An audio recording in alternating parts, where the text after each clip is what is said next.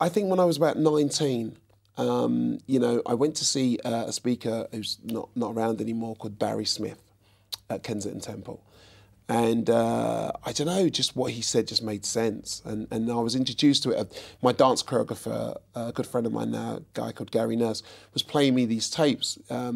With it was quite spooky, really. He was playing me these tapes, music tapes, with singers and then backmasking and stuff like that, and sort of music things. And this guy was trying to make a comparison with, you know, the devil being in the music industry and stuff like that. And then he said, "Oh, well, I've got this speaker," you know, and I found it quite spooky, really, not necessarily like that attracted me to Christianity at all, not that at all, just thought, that's a bit weird.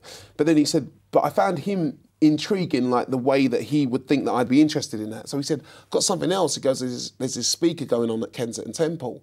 Would you want to come and listen to him? And he didn't say that the guy was a Christian or anything. He just sort of said that.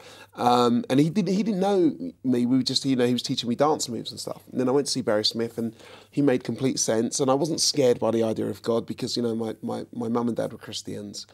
And so, I mean, I always took God quite seriously.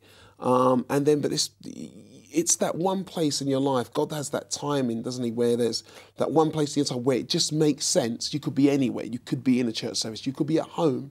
You could be going for a situation, you know, any situation. And there's that one time when it would just make sense to you, you know, when God's called you and the penny just drops and you just believe that it's like almost like it's almost like a gift to believe, I think, personally. I don't think everyone has that gift to believe in.